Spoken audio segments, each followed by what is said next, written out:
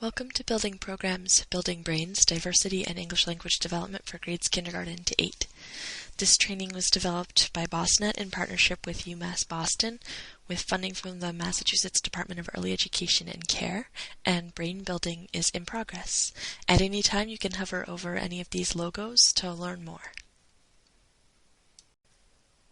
This is Interactive Presentation 3, ELD, or English Language Development in the Standards. English language development and English language learning show up in a number of different sets of standards and best practices in the after-school field. Making sure that you understand all these different sets of standards and figuring out how to align to those standards, it really makes a huge difference in terms of actually being able to have the impact that you want to have on the kids that you're working with who are struggling with English language development. So we're going to take a look at a variety of different sets of standards that are the most common ones that we'll see here in Massachusetts. The first is WIDA, or World Class Instructional Design and Assessment. We'll take a brief look at WIDA now, and a little bit later in the training we'll look at it more closely. We'll also look at QRIS, which stands for Quality Rating and Improvement System. QRIS is the set of standards and best practices for program quality for early childhood, after school, and family child care programs in Massachusetts that was created by the Department of Early Education and Care. And there are three sub-elements there. There's the QRIS standards themselves for school-age programs, and then there are two required assessments within the QRIS standards that are separate assessment tools that are required for QRIS that both talk about ELD and ELL. The first is the APT tool, the Assessment of After-School Program Practices tool, and the second is SACRS, or School-Age Care Environment Rating Scales.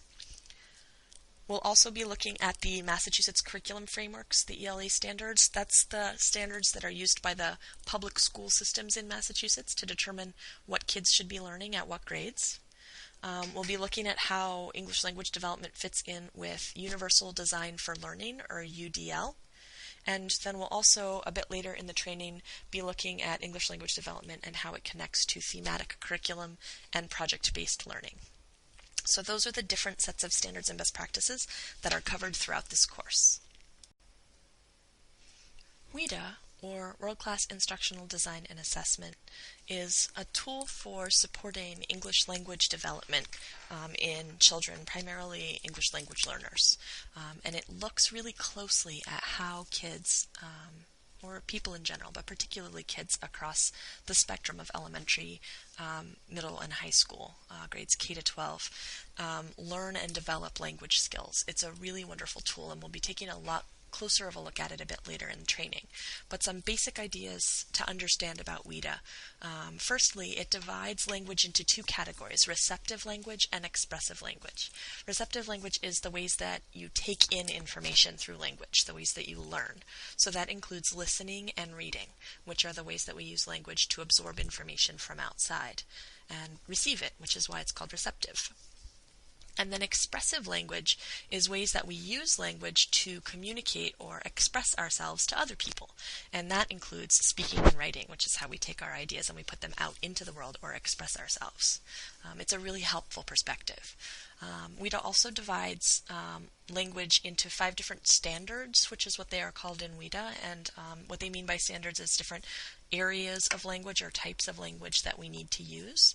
It makes a really helpful distinction by saying that the set of vocabulary and language skills that we need in order to talk about science and the set of language or vocabulary skills that we need in order to talk about history are different from one another. So we look at language skills in these different standard areas, or these different types of language that kids need. WIDA also looks at features of academic language, which is where we take an attempt to communicate, for instance, a speech that's given, or a conversation that's had, or a piece of text that's written down, a child writing down a paragraph or an essay, and it breaks it down, starting with looking at the entire communication, the entire essay, or the entire speech or a dialogue, and looking at the features of that, and then it looks at the sentence level and also down at the word level. And then it also has both bundled strands and expanded strands. And the expanded strands are essentially like an individual skill, one by one by one, by grade level, for how to build language skills and develop fluency. So it's a really, really useful framework, and we'll look at it more closely later. Within the QRIS, there are 3 different layers to look at in terms of understanding how the QRIS speaks to supporting English language development across a variety of different populations. The first area is the actual QRIS standards themselves, which you'll find a link to in your course room, and which can also be downloaded from the Department of Early Education and Care's QRIS website. The standards in QRIS talk about literacy support in a number of places, and the requirements get more stringent and complex as you move up through higher and higher levels of program quality in the QRIS. The SACRS, or School Age Care Environment Rating Scales, is one of the required assessment tools within the QRIS standards. There are a lot of different items throughout the SACRS that look at different elements of English language development, including the reading, the writing, the listening, and the speaking pieces.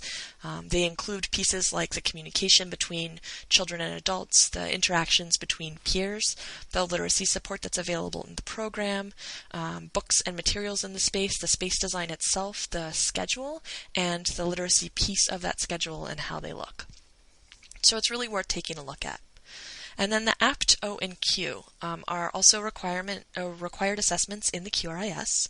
The APT, O, and Q also take a look at communication and literacy elements in a number of places throughout the assessment tools. So you can take a look at that tool as well. The Massachusetts curriculum frameworks are also sometimes called the Common Core because the curriculum frameworks for ELA and math were drawn from the National Common Core standards developed on a national level to improve best practices around education support for children in public schools all over the country. So the Massachusetts curriculum frameworks have an added layer of requirements that's Massachusetts specific on top of the Common Core, which is why they're really not quite the same thing as the Common Core, but people will often use the two terms as synonyms. They'll use them synonymously. So in your course room, you'll see a link for the ELA curriculum frameworks that you can find.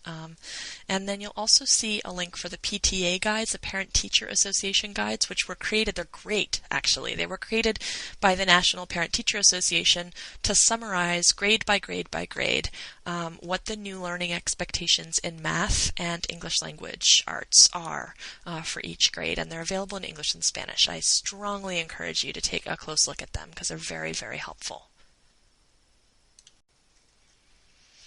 The new ELA curriculum frameworks were approved in Massachusetts in March of 2011. We're going to take a closer look at the curriculum frameworks and how to understand them so that you can be successful in increasingly aligning your lesson planning and activities to what's happening in the school systems, which is, of course, a great benefit to the children. So in the new curriculum frameworks, there are some key changes or shifts, and when you look at the curriculum frameworks document just after the table of contents, there's a great introductory section that talks about some of those changes or shifts, and some of the core elements that it's extra important to be aware of. The new curriculum frameworks really focus in on college and career readiness. They take a look at what literacy really looks like today from the framework of what literacy skills you need to have, what English and language skills do you need to have in order to either be ready to go to college or ready to start a career once you graduate from the 12th grade. They're also much more focused on results and less focused on process. So the individual standards really talk about outcomes, what it will look like when the child is able to do each of the different elements. There's also an increased focus on research and media skills because those are increasingly becoming essential skills regardless of what college or career pathway you choose. And there's a big piece on shared responsibility. So you'll notice throughout the standards that not only are the standards focused for what should be happening during like an ELA lesson block or an ELA period during the school day, but also the expectation for what components of English and literacy skills are going to show up and be reinforced in other classes like science and social studies and history. So the idea is that literacy needs to be a part of every teacher's responsibility to the children that they work with, not just the ELA teachers. And similarly in after school, The idea is that you're not just going to have a literacy block, but rather that everything you do is going to align to and connect with the English language arts piece, the development of literacy skills.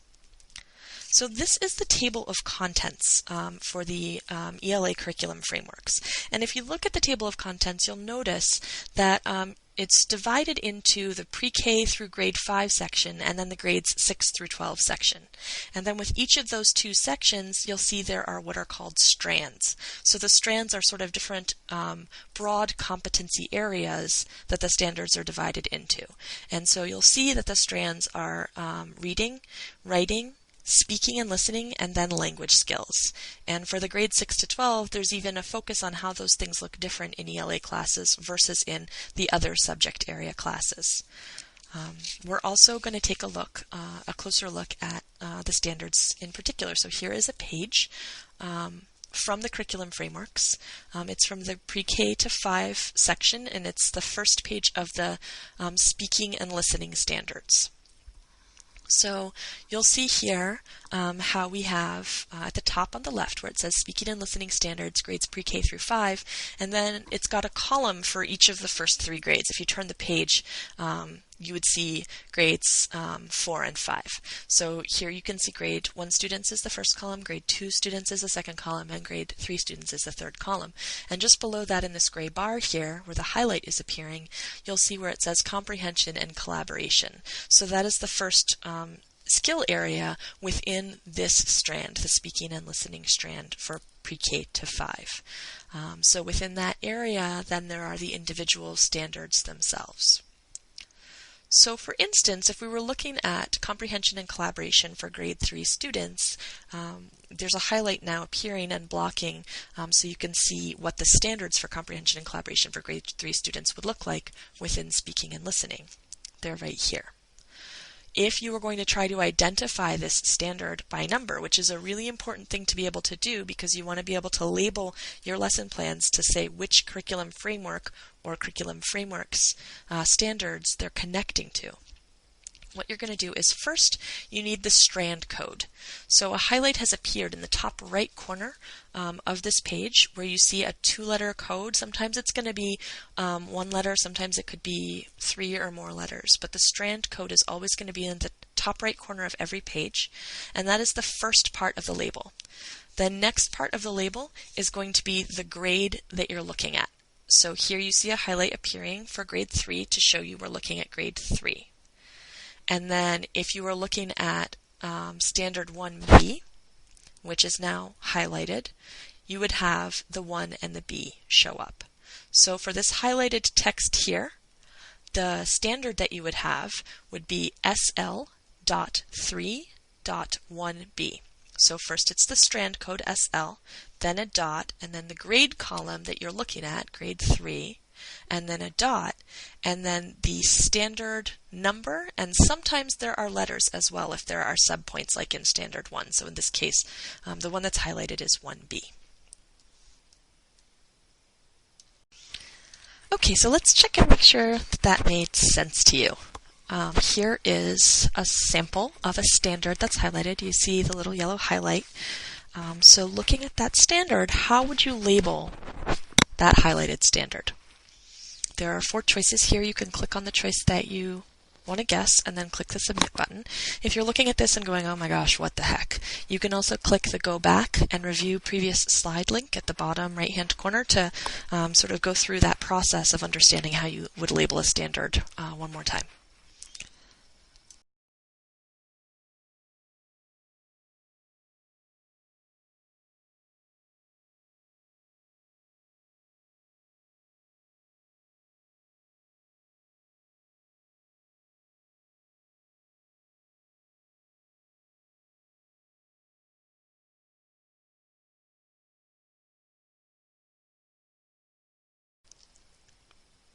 UDL, or Universal Design for Learning, is a best practice for how to make sure that the activities or lessons that you're doing with kids empower every child to sort of play to their strengths, to be able to access the information and the learning through their own learning styles and to have their own learning needs met, because every child has different strengths and different learning needs and different styles of learning.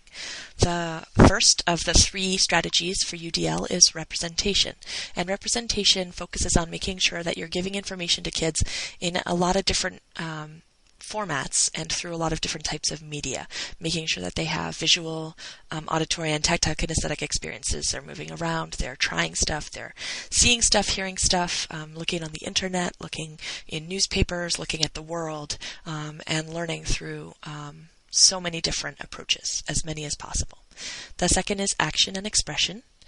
Action and expression is a strategy that makes sure that kids are having a variety of different opportunities and a variety of different ways that they can try out what they're learning about. So sort of putting it into their life, letting them put it into action, and letting them express themselves through experiencing and exploring the learning that they're gaining.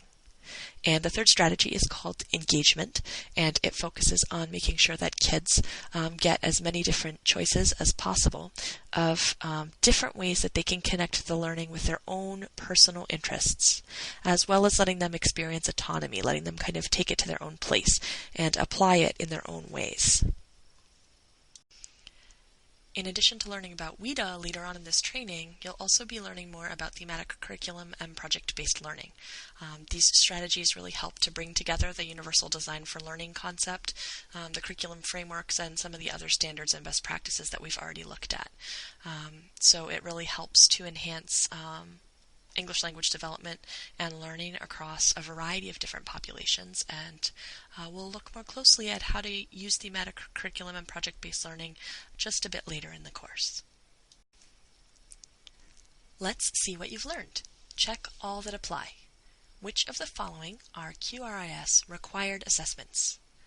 Massachusetts Curriculum Frameworks, APT Assessment of After-School Program Practices Tool, Project-Based Learning, Sacker's School Age Care Environment Rating Scale.